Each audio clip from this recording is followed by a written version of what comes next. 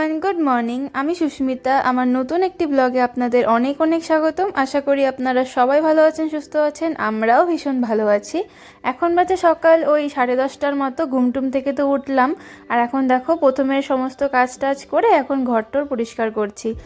আর বেশি কথা না বলে আজকের দিনটিও শুরু করছে। আর ভিডিওটা না সম্পূর্ণ দেখো, স্কিপ করো না। স্কিপ করলে কি হয় বলো তো, পুরো ভিডিওটা দেখে কিছু বুঝতেও পারবে না। আর কি, চলো দেখো ঘন্টা শোনাও চলে এসেছে। আমি যখন বিছানা পরিষ্কার করি, মানে ঘরদোর পরিষ্কার করি, ও না আমার ঝাড়ু নিয়ে এরকম অত্যাচার করে কি আর বলি। আজকে এসে ওর কি একটু একটু আদর খেতে চায়। ওর দাবি একটু থাকে, ঘুম থেকে যখন তাড়াতাড়ি উঠবে ও একটু আদর করে দেবে, ও অনেকটাই খুশি হয়ে যায়। ও অনেকটাক্ষণ আগে ওঠে আমাদের, আর ঘরের সামনে নিয়ে এসে ডাকতে থাকে। আর এই দেখো আমাদের ঘরদোরও পরিষ্কার করা হয়ে গেছে। আর এই যে ঘন্টা এখন বসে আছে, সকাল থেকে কিন্তু অনেকটাই দুষ্টুমি হয়ে গেছে।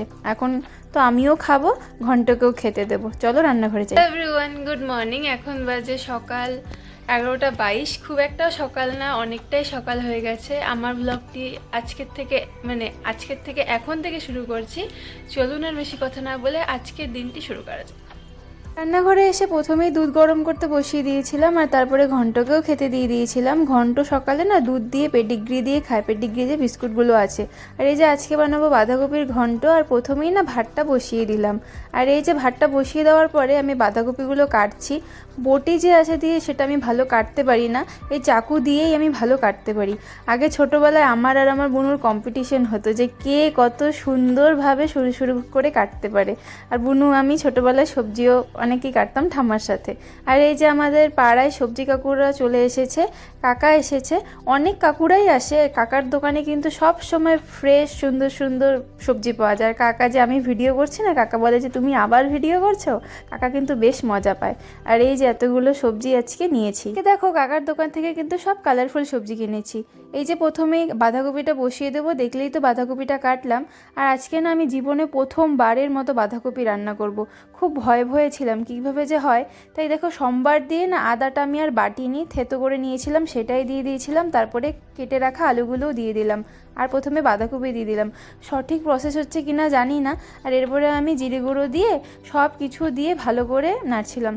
চলো এটা হতে থাকুক। তুহিন খাবার এনেছে, ওদিকে যাই। দেখো তুহিন নিয়ে এসেছে পুরি, সবজি, মিষ্টি। এখন এগুলো আমরা আজকে সকালবেলায় খাবো। এই তো খাওয়া দাওয়া স্টার্ট করে দিয়েছে, এখন আমিও খাবো।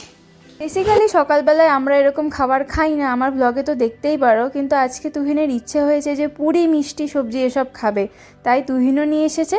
আর এই দেখো ঘন্ট খাওয়ার জন্য মানে ছটপট করছে। আর এদিকে আমি তো বাঁধাকপিটা বসিয়েছিলাম, বাঁধাকপিটা প্রায় কমপ্লিট।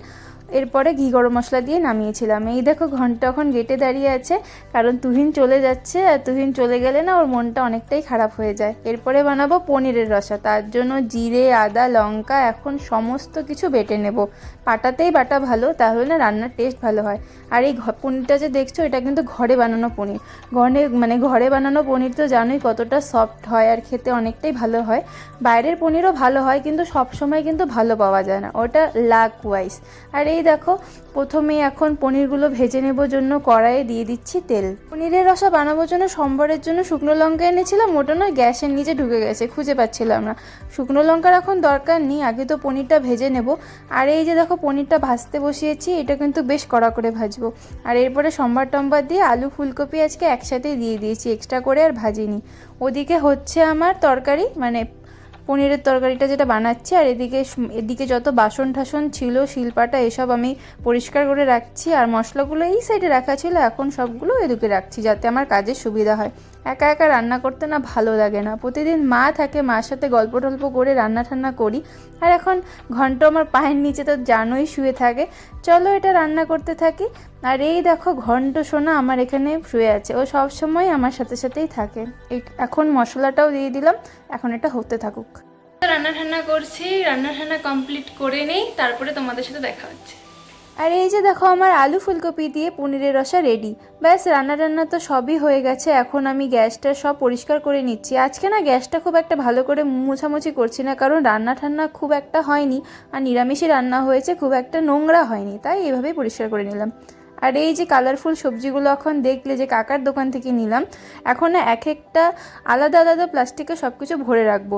আর জানোই তো বাইরে যদি সবজি থাকে সব কিছু কীরকম নষ্ট হয়ে যায়। কিছুদিন আগে যে মা পটলগুলো নিয়েছিল ওগুলো না আমার ফ্রিজে ঢোকাতে আর মনে নেই, আর কীরকমও যেন হয়ে গেছে। কিন্তু সেই হিসাবে কোনো অতটাও ইসে লাগছে না, কারণ ওই এক একটা পটল হচ্ছে প্রতিদিন ঘন্টই খেয়ে ফেলে। আজকে কিন্তু অনেক রকম সবজি নিয়েছি, ফুলকপি, টমেটো, গাজর, বেগুন, ধনেপাতা, অনেক কিছু। আর এই যে দেখো ধনেপাতার ফুলকপি না সরি গাজর একসাথে রেখে দিলাম। আর এই বেগুন দুটো তো মানে আমি তো ঠোঙাতে ভরতে পারবো না, তাই এই বেগুন দুটো না এক্সট্রাভাবে রেখে দেবো। ব্যাস আমার সব কিছু সবজি ভরা শেষ। দুষ্টু পাপিটা আমাকে জ্বালাচ্ছে, ওকে এখন খেতে দিতে হবে এই সোনা দুষ্টু পাপিটাকে। হ্যাঁ হ্যান্ডশেক হ্যান্ডশেক, সোনা বাবা, সোনা বাবা, সোনা সোনা। তো রান্না ঠান্না তো শেষ হয়ে গেছে, এখন ফ্রেশ হব, ফ্রেশ হয়ে পুজো দেব, তারপরে হচ্ছে দুপুরে খাওয়া দাওয়া করবো। কি কি রান্না করলাম সব তো দেখতেই পারলে। চলো একবারে ফ্রেশ হয়ে পুজো টুজো দিয়ে তোমাদের সাথে দেখা হচ্ছে। স্নান এখনও হয়নি, প্রথমে ছাদে আসলাম জামা কাপড়গুলো তুলে নেবার জন্য। এসে দেখি ঘন্ট মনের সুখে এখানে খেলছে।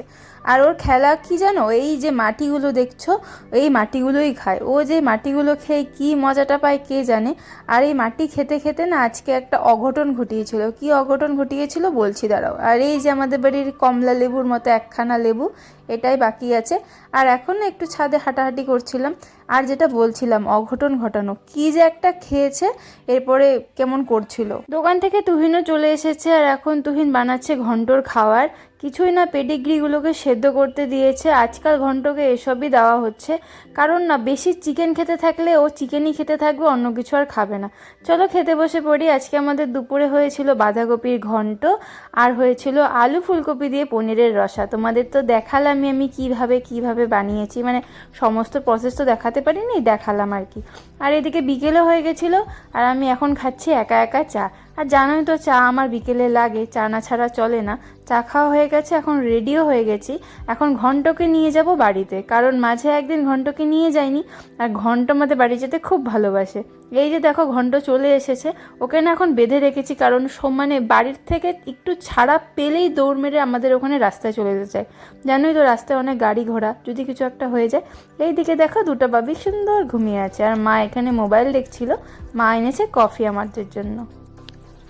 এই যে খাচ্ছি হচ্ছে কফি, মা বানিয়ে এনেছে কফি। শীতের দিনে তো জানোই কফি খেতে অনেক ভালো লাগে।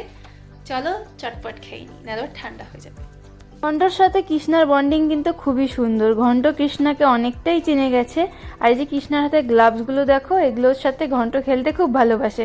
আর এখন চলে এসেছিল গদ্ন, মানে ছোটো কাকাও ছিল, ঘন্টর সাথে গল্প করছিল, খেলুখেলু করছিল। যেই ক্যামেরা না দেখলো কাকা অমনি পালিয়েছে।